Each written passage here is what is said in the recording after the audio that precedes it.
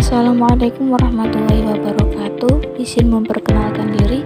Nama saya Naila Umyatul Arifah, NIM 2024010089, Prodi Pendidikan Agama Islam, Fakultas Ilmu Tarbiyah dan Keguruan, Universitas Sains Al-Quran. Di sini saya akan menjelaskan ringkasan dari sejarah perkembangan ejaan bahasa Indonesia.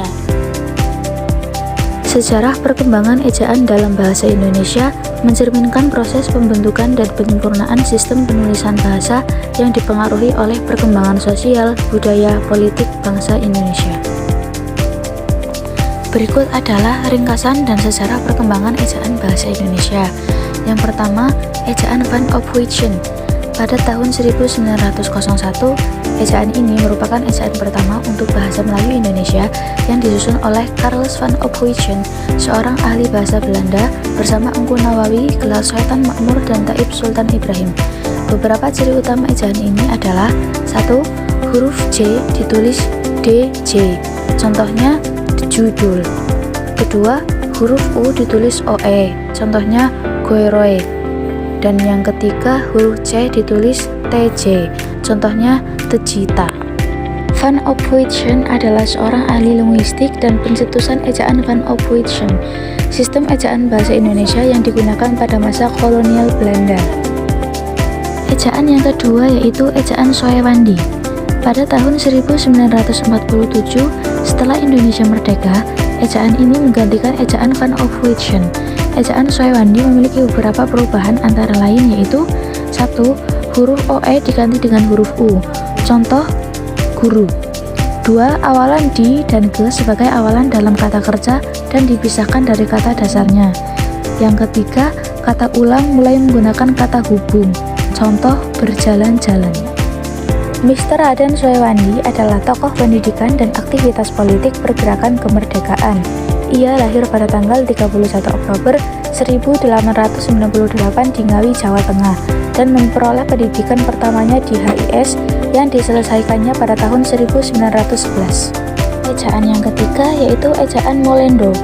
Ejaan Molendo atau ejaan bahasa Melayu Indonesia tidak jadi digunakan pada tahun 1959.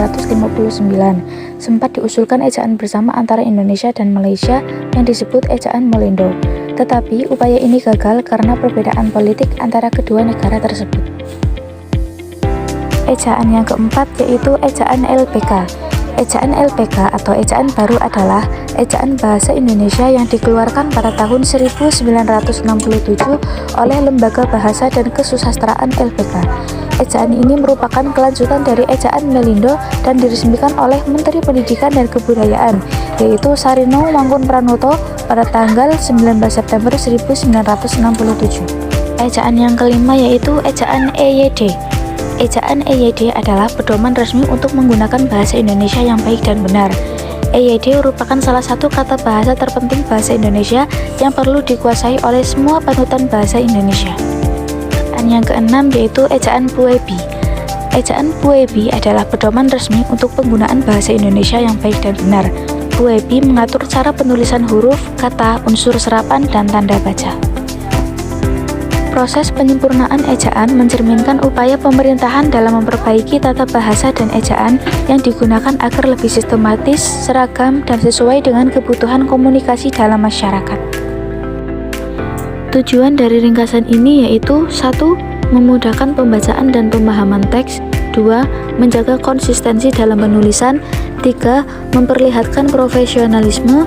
4. Menjaga tulisan dapat dipahami dengan baik oleh para pembaca. 5. Membantu membuat pemilihan kosakata dan menjadi lebih baik. 6. Membantu menyaring unsur bahasa asing ke bahasa Indonesia. Selanjutnya yaitu saran. Saran yang pertama yaitu mengetahui bahwa ejaan merupakan aspek penting dalam penggunaan bahasa Indonesia yang benar. 2. Mengetahui bahwa ejaan berfungsi untuk menyaring bahasa lain ke dalam bahasa Indonesia sehingga makna aslinya tidak hilang. Dan yang ketiga yaitu mengetahui bahwa ejaan yang baik dan benar dapat membuat penulisan bahasa lebih teratur. Sekian dari saya.